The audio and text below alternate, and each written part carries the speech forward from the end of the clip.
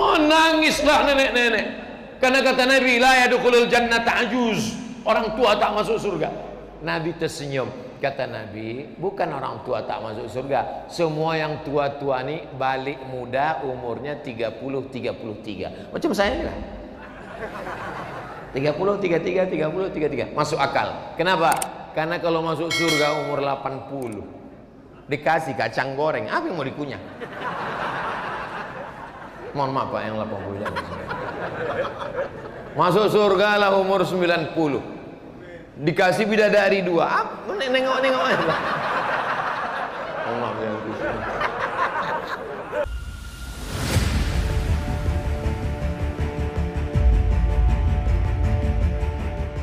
Saya makcik di Tugu Mulyo sangat ingin bertanya tentang hal ini. Kalau baca Quran, mana seharusnya yang pantas dipegang?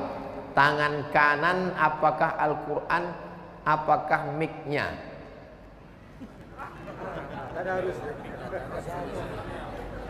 Quran tak boleh diletakkan di lantai. Quran mesti pakai rehal. Kalau tak ada rehal, bantal. Tak ada bantal, entah buku-buku. Tak boleh Quran dijadikan sebagai alas. Quran di bawah, tisu di atas. Quran di bawah, remote di atas. Tak boleh. Quran mesti lebih tinggi di atas. Letakkan Quran, mic-nya dipegang. Kalau memegang mic-nya di kiri, Qurannya di kanan. Memuliakan Quran. Membaliknya tak boleh pakai air liur. Memegang Quran tak boleh ditentang. Memegang Quran. Mencium Quran, memuliakan Al-Quran. Sahabat Nabi mencium Al-Quran, memuliakan Al-Quran. La yamassuhu illal mutahharun. Tak boleh menyentuh Quran kalau tidak dalam keadaan suci, berwudu. Tapi kalau Quran itu ada terjemahnya, lebih banyak terjemahnya daripada ayatnya, maka boleh dipegang. Ini tentang masalah adab kepada Al-Quran. Ini anak-anak kita mesti diajarkan. Kalau tidak nanti dia tak beradab. Al-adab fawqal ilmi. Ada orang berilmu tapi tak beradab, rusak ilmunya. Maka yang paling tinggi adalah lebih dahulu mendahulukan adab. Ustaz Somad cerita adab, dia sendiri tak beradab. Ustaz duduk di atas, orang tua banyak di bawah. Karena biar supaya nampak oleh kamera di belakang. Kalau Al-Quran dipegang tangan kiri, apakah hanya hukumnya tetap mendapatkan kebaikan semata? Ini bukan masalah halal haram, tapi ini masalah adab. Seeloknya, sepantasnya adalah Al-Quran dipegang tangan kanan. Tapi kalau luka darurat segala macam, boleh dipegang tangan kiri. Begitu juga dengan berzikir. Subhanallah, subhanallah, subhanallah, subhanallah, alhamdulillah, kanan. Kiri untuk cebok. Tapi ada pula orang, aku berzikir tangan kanan. Kenapa? Aku tangan kanan yang cebok katanya. Lain. Kidal, kibus, kidal busuk. Al-Quran dipegang tangan kiri, tangan kanan yang nganggur. Apakah tetap mendapat kebaikan? Lebih baik pakai tangan kanan. Iza akala ahadukum falyakul biyamini. Kalau kamu makan, makanlah pakai tangan kanan. Wa idza syariba ahadukum falyashrab biyamini. Kalau kamu minum, minumlah pakai tangan kanan. Fa inna syaitana ya'kulu bisimali. Karena setan makan pakai tangan kiri dan minum pun pakai tangan kiri. Anak-anak kita yang kidal biasakan pakai kanan. Kanannya mana? Kanannya mana? Kanan. Ini diketik. Masya Allah. Bismillahirrahmanirrahim. Assalamualaikum Ustaz Abdul Somad dan Habib Mahdi. Salam kenal. Saya Pak Rizal Ashari. Semoga Ustaz dan Habib selalu dalam lindungan Allah. Amin. Tolong sampaikan salam saya untuk Buya Yahya. Assalamualaikum Buya Yahya. Ada salam dari Pak Rizal Ashari. Sampaikan salam saya kepada Ustaz Adi Hidayat. Assalamualaikum Ustaz Adi Hidayat. Ada salam dari Pak Rizal Ashari. Sampaikan kepada Habibana Rizik Sihab. Assalamualaikum Imam Besar Umat Islam Habib Rizik Sihab. Ada salam dari Pak Rizal Ashari. Daripada saya tak sampaikan, bagus saya sampai di sini. Mudah-mudahan orang itu nonton kan. Daripada kita berutang di dunia ini, di akhirat saya cari, bukan senang mencari dia di akhirat. Satu, apabila pemindahan kepala manusia ke badan manusia donor tubuh berjalan dengan sukses di masa yang akan datang, apa yang terjadi pada ruhnya? Ruh siapa yang hidup? Pemilik kepala atau pemilik tubuh? Ruh siapa yang akan dihisap? Ulama tidak menganjurkan membahas sesuatu yang belum terjadi. Ini akibat nonton film Face Off. Mukanya muka Nicolas Cage. Nicolas Cage itu kan bintangnya. Sama John Travolta. Jadi lalu kemudian nanti yang dihisap di akhirat Nicolas Cage apa John Travolta. Jadi ulama tidak menganjurkan membahas sesuatu yang belum terjadi, apalagi yang sifatnya khayalan. Lalu kemudian sama juga saya pernah ditanya, Ustaz Somad, ya nanti kalau kita jalan-jalan ke bulan, kiblatnya kemana? Saya bilang kiblatnya ke bumi, karena Ka'bah di bumi. Jangan pula kau menghadap ke Merkurius, Neptunus, Pluto dan Mars. Oke, tapi kalau mau dijawab juga, yang akan dihisap itu nanti mana? Maka yang tak berubah dan tak bertukar itu adalah ruh. Bagaimana dengan orang yang pakai katup jantung babi? Katup jantung manusia mahal, dan manusia dengan hewan yang paling mendekati adalah babi. Dipakai katup jantung babi. Apakah yang dihisap nanti babi? Tidak, ruh. Nanti yang wajahnya bertukar, tangannya yang ditukar, diganti kakinya, itu akan membalik lagi. Karena yang ini hancur dimakan cacing tanah. Lalu kemudian idzas sama'um fatarat, langit terbelah. Wa idzal kawakibun tasarat, planet bertabrakan. Wa idzal quburu bu'sirat, semua yang dikubur bangkit. Maka wajah kepala balik kepada pemiliknya, balik utuh, dan kita semua utuh muda. Yang tua-tua tak masuk surga. Menangislah nenek-nenek, karena kata Nabi, la yadkhulul jannata ajuz, orang tua tak masuk surga. Nabi tersenyum, kata Nabi, bukan orang tua tak masuk surga, semua yang tua-tua ini balik muda, umurnya 30-33, macam saya ini lah, 30-33, 30-33, masuk akal. Kenapa? Karena kalau masuk surga umur 80, dikasih kacang goreng, apa yang mau dikunyah? Mohon maaf Pak, yang 80 jangan. Masuk surga lah umur 90, dikasih bidadari 2, nengok-nengok aja.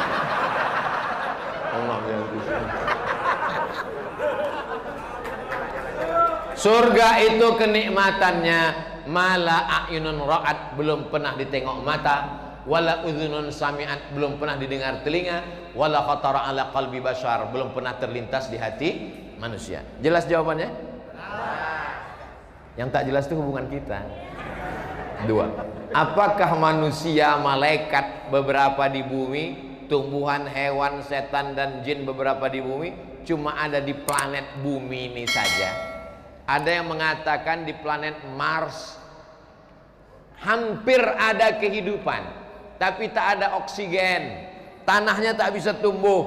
Makanya kita diingatkan Allah dalam surat An-Naba awal juz 30. Alam naj'alil arda mihada, tidakkah kami jadikan bumi ini terhampar? Itu semua mengingatkan kita supaya kita bersyukur. Apalagi Republik Indonesia, alamnya gemah ripah, loh jenawi, tongkat dan batu jadi tanaman, hijau, untayan zamrud, katulistiwa. Adapun tempat lain setelah mereka sampai tandus, kering, kerontang, tak ada oksigen, makanya mereka ke sana membawa oksigen, bernapas habis. Tapi pertanyaan Bapak ini berkualitas.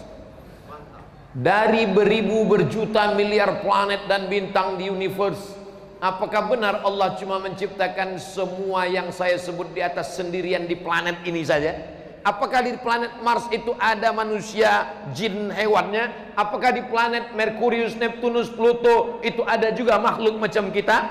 Yang jelas dalam Quran disebutkan wa ma khalaqatul jinna wal insa, cuman 2 makhluk yang kuciptakan adalah jin dan manusia. Lalu bagaimana dengan alien?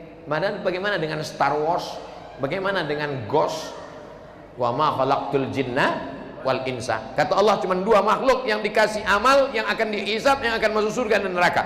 Lalu bagaimana manusia ini di mana? Inni ja'ilun fil ardi. Itu bunyi ayat. Inni ja'ilun fil ardi, aku ciptakan di ardi. Tak ada disebutnya inni ja'ilun fil Mars wa Neptunus wa Merkurius wa Pluto.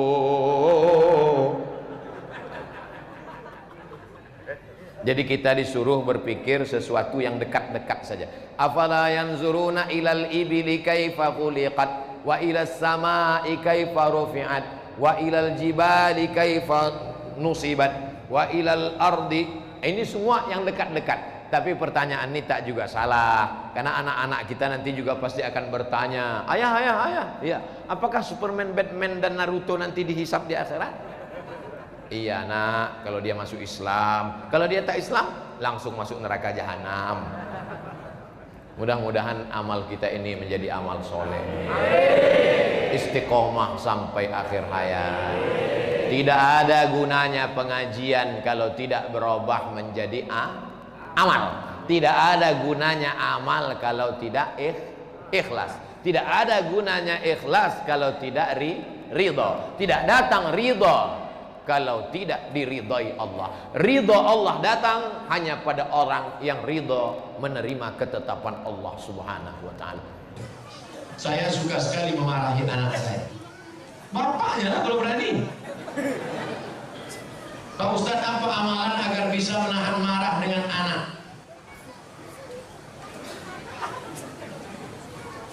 Ada saatnya ibu memang wajib marah. Ibu mesti bertanya, kamu pulang jam berapa, jalan sama siapa, uang mana, kunci motor mana. Harus marah. Jangan nanti ada Ustadz yang ceramah, kita harus sabar sama anak. Anak kita dibawa jam 12 malam, sabar. Anak kita pulang sampai pagi, sabar. Anak kita pulang hamil 3 bulan, sabar. Itu bukan sabar, goblok. Ada saatnya kalian harus marah. Bapak harus marah. Ya ayyuhalladzina amanu, wahai para laki-laki, wahai para suami, qu anfusakum, jaga dirimu, wa ahlikum, jaga istrimu, jaga anak gadismu, naro, dari api neraka jahanam. Ada saatnya marah, tapi ada saatnya lembut. Nah, aku dulu mengazankan engkau waktu kau lahir supaya selamat dari neraka, maka jaga amalan ini. Nah, jadi Islam tidak menghilangkan marah. Islam itu justru mengatur dan menempatkan amarah pada tempatnya. Emangnya Nabi itu tak pernah marah? Nabi marah. Layan tayanah. Mereka yang sholat di rumah, mereka yang nggak sholat berjamaah, berhenti, jangan ulang lagi. Kalau tetap mereka sholat sendiri-sendiri di kantor, di kamar, di rumah, la uharriqanna alaihim buyutahum, akan kubakar rumah mereka. Lihat, Nabi yang ngomong, kubakar rumah mereka. Kira-kira mungkin nggak ngomong gitu lembut? Kubakar rumah mereka. Kubakar ya. Memang bakar ayam. Jadi kalau saya nampak bersuara keras menggelegar, saya bukan marah. Saya sedang ingin umat ini sadar tentang hukum-hukum Allah. Shallallahu ala Nabi. Apa kriteria memilih pemimpin negara? Nggak banyak-banyak, 2 saja. Satu, ayat Al-Quran. Innallaha ya'murukum an tu'addul amanat. Amanah. Yang kedua, wa idza hakamtum bainan nas an tahkumu bil adl. Hendaklah dia adil. Tolong video saya jangan dipotong. Jangan seret-seret saya ke politik, saya bukan orang politik. Saya mau ditawari jabatan apapun saya tak mau. Ustaz mau jadi duta, tidak mau. Mau jadi menteri, tidak mau. Ustaz mau jadi sekretaris, tidak mau. Ustaz mau jadi apa sebetulnya? Wapres saja aku tak mau.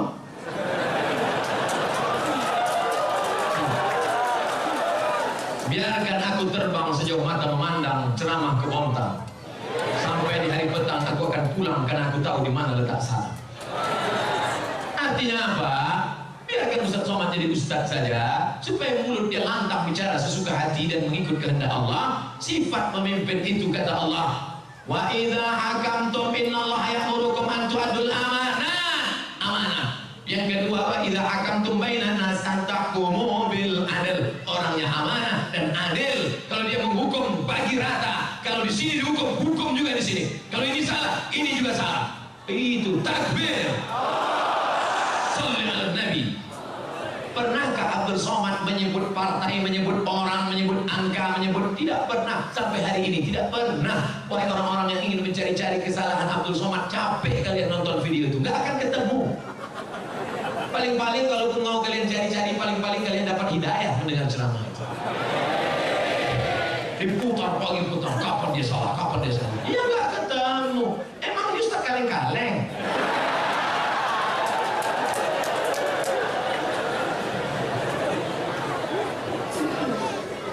Pak Ustaz, tolong jelaskan bagaimana cara hijrah yang sesungguhnya. Hijrah itu mudah aja, ambil pakaian, pindah.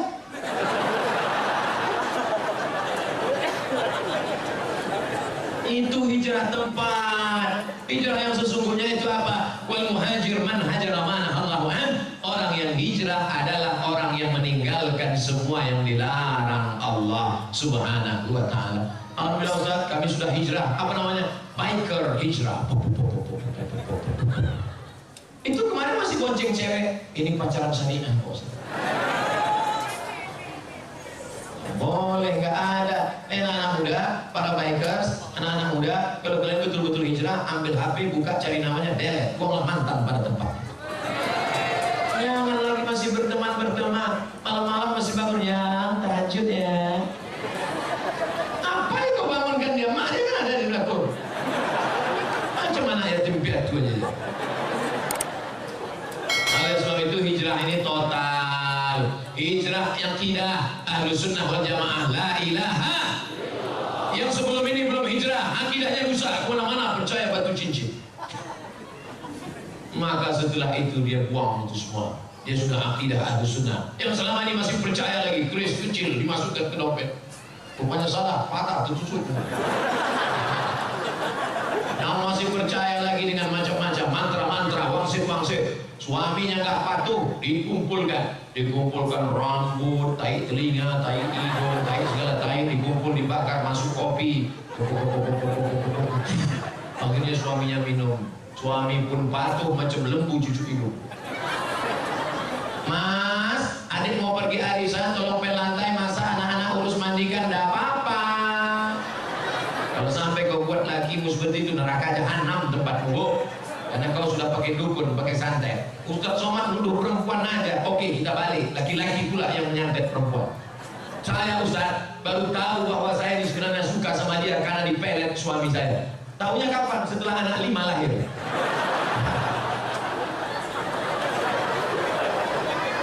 Gara-gara siapa kalian juga yang salah? 5 tahun yang lalu ketika dia datang ngomongin yang baik-baik, Adinda nikah sama abang ya. Apa?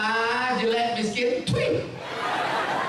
Akhirnya air ludahmu diambil, dibawanya ke dukun, dijampi-jampi, kau pun siang malam terbayang-bayang, makan tak kenyang, tidur tak lena.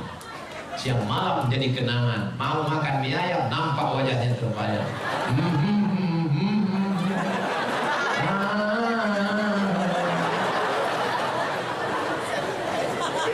Apa mau dikata, nasi sudah jadi tai ayam.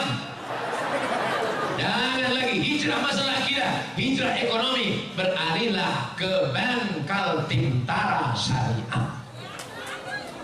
Kenapa Ustaz sebut itu? Kalian orang Kaltim, maka gunakan aset daerah yang syariah.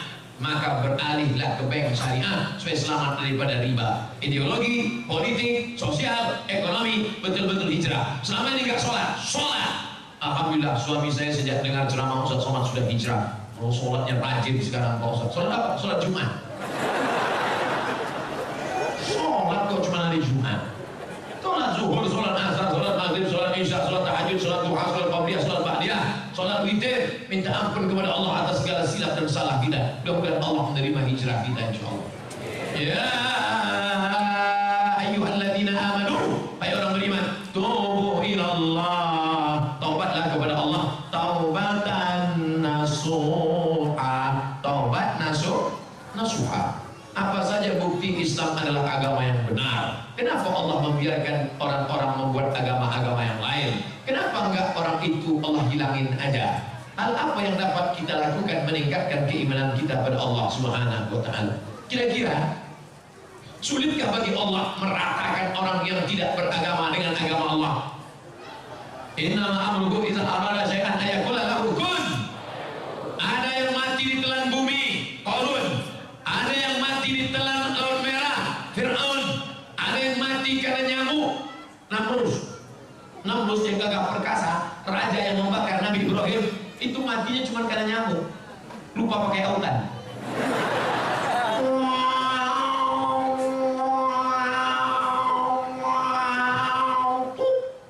Mati. Bukan sulit bagi Allah untuk mematikan. Fir'aun yang gagah perkasa membangun piramid, matinya di mana? Matinya cuma tersedak di Laut Merah. Mati.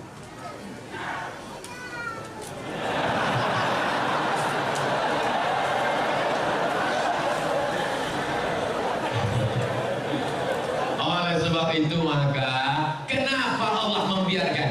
Pertanyaan anakku, pertanyaan saudaraku, ini pernah saya tanyakan kepada Profesor Dr. Syekh Muhammad Jibril, guru besar tafsir di Universitas Al-Azhar Kairo. Syekh, kaum Ad mati, kaum Thamud mati, kaum Madian mati. Mengapa Bani Israel tidak mati, Syekh? Apa kata Syekh Muhammad Jibril tersenyum melihat saya? Anakku, kalau Allah membinasakan Bani Israel, lalu kau masuk surga pakai tiket apa? Kalau Allah menghancurkan Bani Israel di Palestina, lalu kau masuk surga pakai tiket apa? Ini Allah biarkan supaya dia menjadi jihad kita. Orang Melayu masih ada yang belum Islam. Supaya apa? Supaya Abdul Somad masuk ke hutan membawa bantuan setiap bulan Februari, sudah bulan Agustus, membuat sekolah tahfiz. Untuk apa? Supaya negeri itu menjadi negeri Islami dan kita berperan dalam dakwah. Abdul Somad di Masjid Al-Kausarnya bukan dakwah, karena dia orang baik semua. Yang dakwah itu kemana? Berdakwah kepada orang yang belum mengenal Allah, berdakwah kepada orang yang belum bersyahadat, ajak mereka ke jalan Allah, dari jalan setan ke jalan Allah, dari jalan yang tidak diridhai Allah, dari jalan maksiat ke jalan taat. Itulah dakwah. Jadi kenapa Allah biarkan? Supaya kita mendapatkan pahala dakwah jihad fi sabilillah. Mana adrenalin dakwah, mana semangat dakwah? Bangkitkan teman-teman yang belum hijrah, ajak dia hijrah. Tetangga yang belum sholat, ajak dia, ketuk pintunya. Assalamualaikum. Waalaikumsalam. Bapak belum sholat? Terserah saya, mau sholat mau nggak, apa urusan kamu? Pak, jangan kasar gitulah Pak. Pergi sana. Besok datang lagi, Pak. Ayo ke masjid. Jangan ada sih, kau belum lahir, aku udah lahir. Hari ketiga datang, Pak. Ayo ke masjid. Jangan ada saya. Nanti Bapak kalau mati kami campakkan ke sungai ya. Bapak kerja apa enggak? Iya lah, ya. Nah, 3 hari aja kena. Saya waktu kecil belum pernah diakikahkan. Akikah itu hari ke-7. Nggak ada duit hari ke-7, hari ke-14. Hari ke-14 nggak mampu, hari 21. 21 nggak mampu, nggak usah tengok kalender, setahun, 2 tahun, 5 tahun, 6 tahun, 7 tahun, 8 tahun. Sekarang umur Bapak berapa? 40 tahun, belum akikah? Belum. Pulang dari sini, beli kambing, masak, saya datang makan sore. Tapi akikah saja, jangan cukur rambut. Jangan ganti nama baru. Jangan minta ayun pakai marhaban.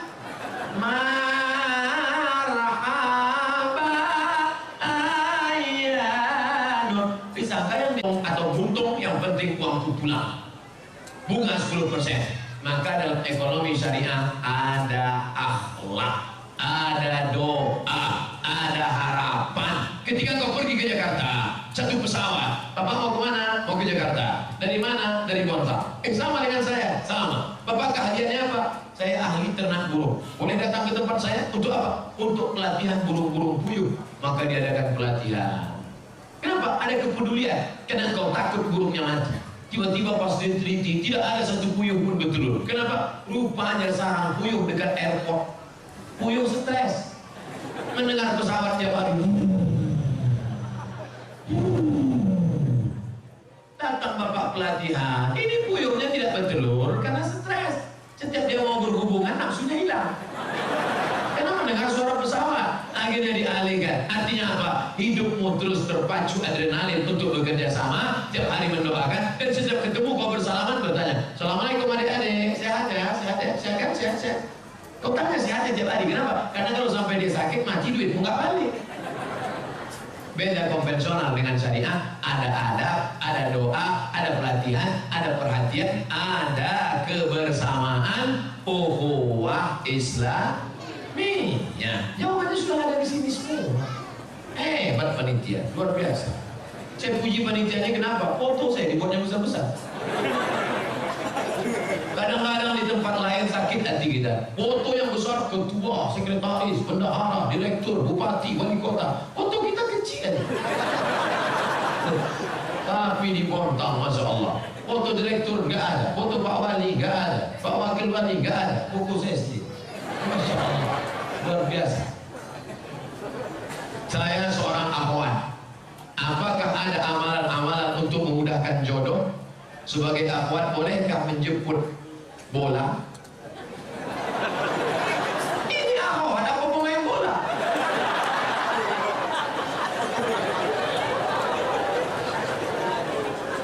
Maksud dia, boleh nggak menawarkan diri pada orang soleh?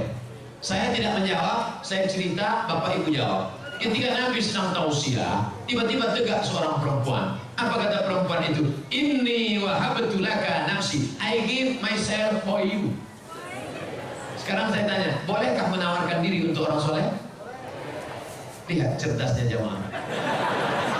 Kita cukup sebutkan dalil, dia sudah. Maka kata ulama, boleh menawarkan diri pada orang yang soleh dengan syarat dia tidak mengumbar itu kepada orang lain sehingga menyebabkan malu. Dalil kedua, istri Nabi Khadijah, dia pakai ekonomi syariah. Khadijah punya barang yang membawakan barang dagangan itu seorang pemuda ganteng bernama Muhammad sallallahu alaihi. Setiap barang dibawa laku keras. Akhirnya Khadijah nanya, ini yang selalu laku keras mana orangnya? Itu dia.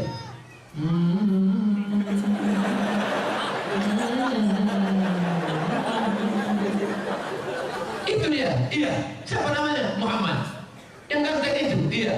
Maka kata Khadijah, diutuslah seorang laki-laki. Coba tanya aja, mau nggak dia nikah sama saya? Ditanya, hai Muhammad sallallahu alaihi wasallam, ya, itu tuan yang punya barang-barang kita selalu kita bawa, dia mau sama kamu. Itu dalil boleh perempuan menawarkan, tapi melalui wali. Wahai adikku, apa? Engkau punya wali 6.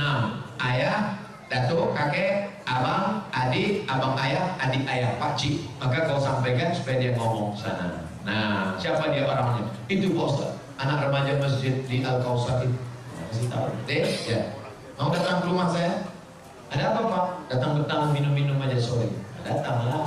Nanti keluarlah, nanti bawa mandi.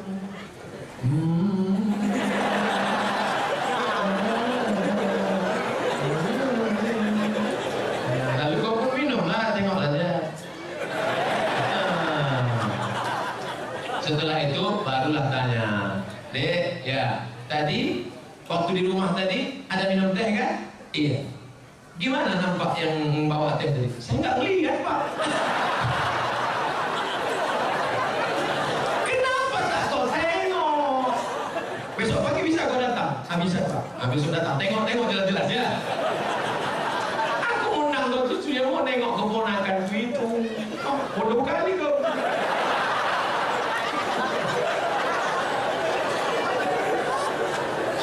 Setelah itu sampaikanlah kepada dia.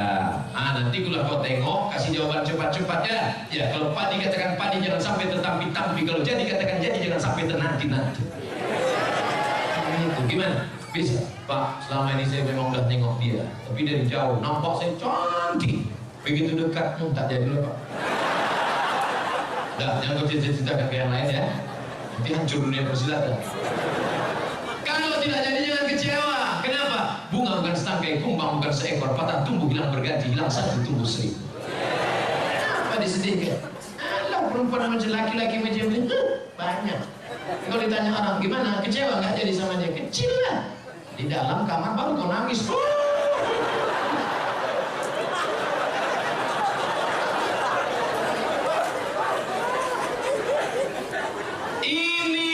Ditetapkan Allah, ini takdir sudah tertulis di Lauhul Mahfuz bahwa teh kotak ini punya Abdul Somad, bahwa minuman ini punya Abdul Somad. Ini takdir. Aku tahu rezekiku punya aku dan tidak mungkin diambil orang. Betul? Ini punya Abdul Somad, satu pun tidak akan mengambil. Begitu juga dengan jodoh. Jodoh pun tak akan mungkin diambil orang. Tapi kau mesti ada ikhtiar dan usaha untuk membuka botolnya, memasukkan. Jangan cuma kau tengok aja menganga lah. Harus ada usaha. Jangan ditanya gimana deh, saya serahkan sama Allah. Kalau memang jodoh gak akan kemana, takkan lari gunung dikejar. Di mana gunung gak lari dikejar? Oleh sebab itu ada ikhtiar. Itulah Ahlus Sunnah wal Jamaah. Harus ada usaha. Mudah-mudahan yang gadis-gadis yang lajang-lajang dipertemukan Allah dengan yang baik-baik. Yang bilang amin itu yang belum nikah. Anak ada 3, amin.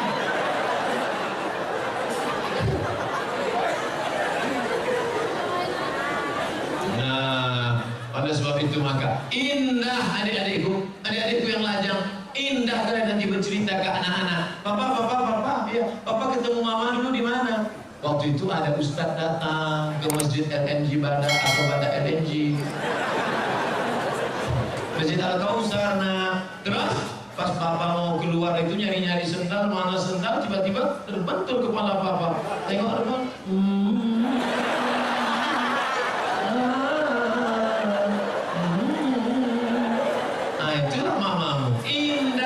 Sekarang banyak laki-laki tak bisa bercerita indah dengan anaknya. Papa, ya, gimana jumpa mama dulu? Salah sambung. Papa, ya, gimana jumpa mama dulu? Ditangkap ansip kami. Waktu itu kami sedang main-main di taman LNG Bada. Habis itu datang security, tangkap bawa ke Papua, nikah langsung. Terus kok jadi kami? Ya lama-lama mak kok cantik juga tengok.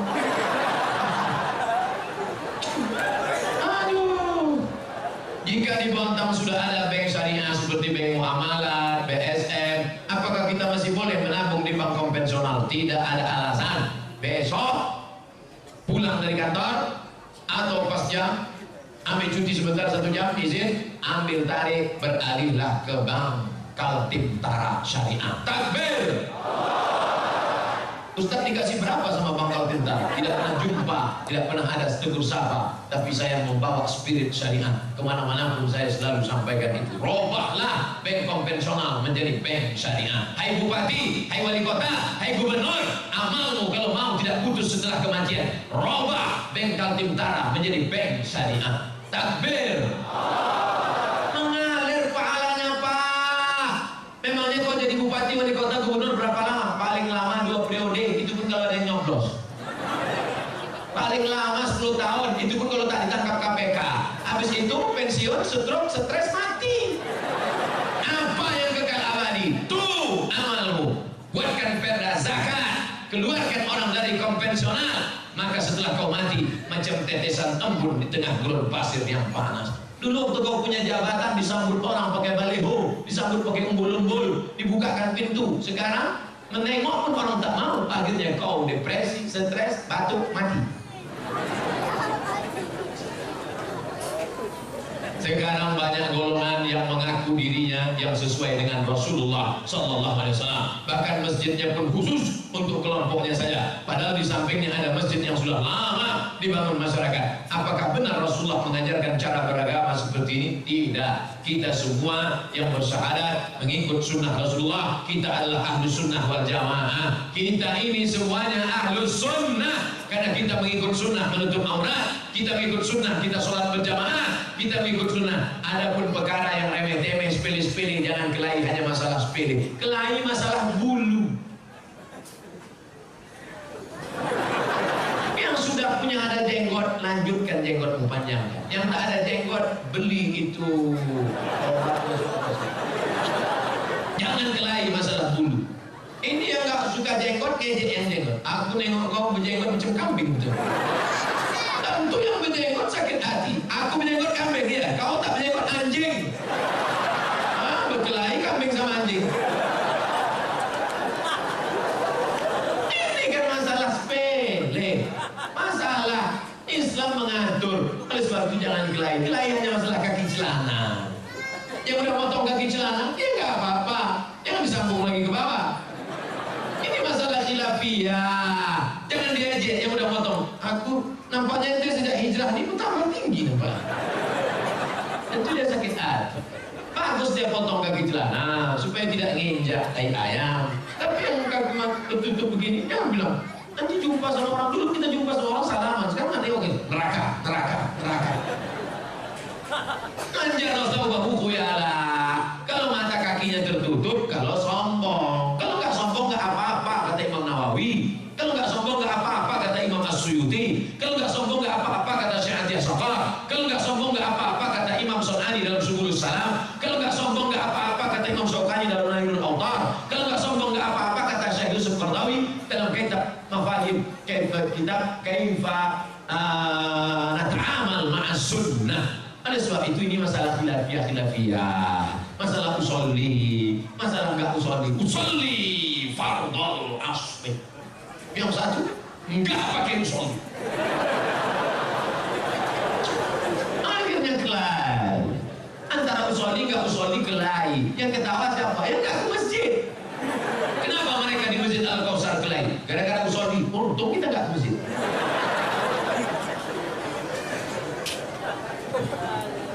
Mari kita jaga persatuan. Maka judulnya Masya Allah, Ukhuwah Islamiyah. Mau NU, mau Muhammadiyah, mau Al-Wasliyah, mau Perti, mau Persis, kita semua saudara. Asyhadu an la ilaha illallah wa asyhadu anna Muhammadan Rasulullah. Tapi kalau ada yang mengatakan ternyata setelah Nabi Muhammad itu ada Nabi lagi ke-26, itu bukan saudara kita, itu harus diajak masuk Islam lagi, ulang syahadat. Karena la nabiya ba'dah, tak ada nabi sesudah Nabi Muhammad. Siapa nabinya? Ahmad. Ini dia. Ya'ti min ba'di ismuhu Ahmad. Ini nabi yang terakhir, Ahmad. Oh, jadi kalau namanya ada dalam Quran berarti dia nabi? Iya, berarti ada nabi yang ke-27. Siapa dia? Nasrullah. Ini dia. Iza ja'a 27. Berarti ada nabi yang ke-28. Ini yang terakhir. Ini ayatnya. Qul huwallahu ahad, Allahu. Ini dia.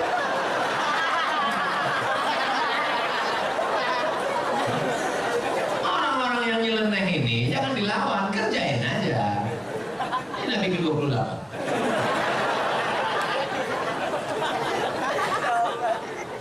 Tolong jangan dipotong videonya. Nanti pengakuan Ustaz Somad dipotong Nabi ke-28. Ini potong-potong video nih. Makanya tonton video dari awal sampai akhir, lihat video aslinya, jangan lupa subscribe.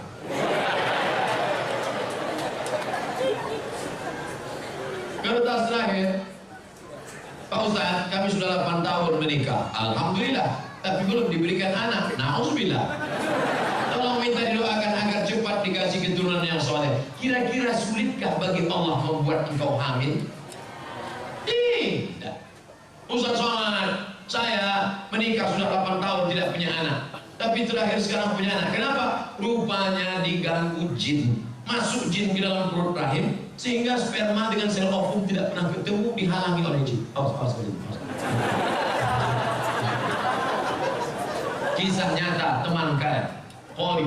Akhirnya setelah diruqyah di Jalan Sumatera, Riau, Pekanbaru bersama Ustaz Saifullah, walau di Kalimantan cari ustaz-ustaz yang bisa ruqyah, akhirnya jinnya pergi kabur, akhirnya hamil, sekarang punya anak.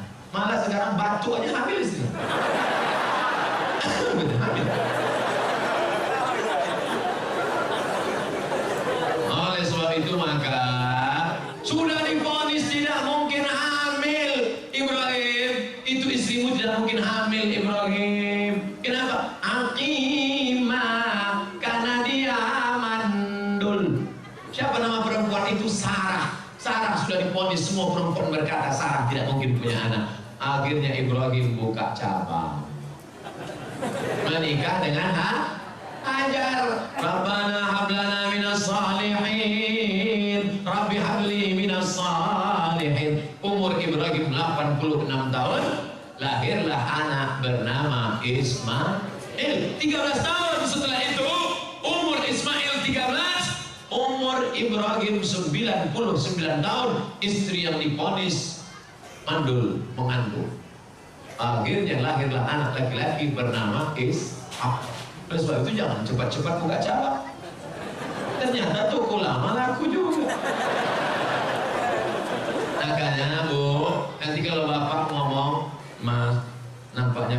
harus buka cabang. Ingat, ternyata setelah 13 tahun Sarah juga mengandung, Pak. Jadi gimana? Kita tunggu 13 tahun lagi. Oleh sebab itu maka apa sebenarnya yang diinginkan Allah? Kadang sakit hati saya, Pak Ustaz. Saya sudah nikah 8 tahun gak ada anak. Kawan saya nikah Januari, April punya anak.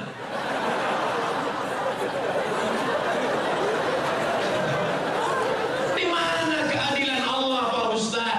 Sebenarnya Allah hanya ingin melihat engkau munajat di tengah malam. Usolli sunnatat tahajud 8 rakaat, usolli sunnatal witir 3 rakaat, usolli sunnatal hajat. Hajat ingin punya anak, baca surat Yasin, selesai baca surat Yasin, Allahumma inni as'aluka bi surat Yasin, Allahumma inni atawassalu ilaika bi jahi Yasin. Ya Allah, berkat surat Yasin ini mudahkanlah aku punya anak. Karena kata Imam Ibnu Hajar, kata Imam Ibnu Katsir dalam tafsir Quran Al-Azim, la tuqra'u fi amrin asirin illa yassarahullah. Kalau dibacakan pada perkara yang susah, susah punya anak, susah sakit, susah paham, maka dimudahkan Allah. Maka baca Yasin tiap malam. Bapak Ibu sholat tahajud usaha. Katanya minum jus jus kacang hijau. Katanya makan korma. Saya tengok jamaah umroh beli korma muda. Beli korma muda. Saya nggak paham ini apa betul apa tidak. Lalu saya tanya sama yang jual itu, apa betul? Katanya aku tak punya anak. Ternyata orang ini sugesti aja, ikut-ikutan. Teman saya lama tak punya anak, ambil cuti 1 bulan ke Kairo, makan minum ngaji, makan minum, punya anak. Rupanya selama ini sperma terganggu oleh WhatsApp. Handphone masuk kantong, signalnya terganggu, akhirnya sperma itu lemah, gak kuat dia berenang. Makanya makan banyak, makan. Oleh sebab itu maka ada ikhtiar, ada usaha, ada doa dan tawakal. Mudah-mudahan yang belum punya anak diberikan Allah anak yang soleh dan soleh. Ala hadhihi niyah wa kulli niyatin salihah al-fatihah.